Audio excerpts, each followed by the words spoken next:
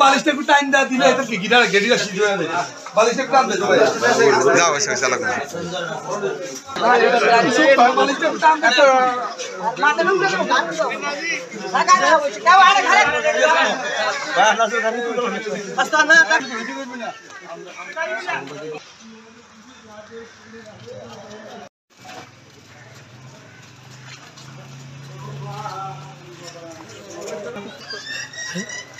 সিডে নিতে আছে এখন মানুষ ঝামেলা তো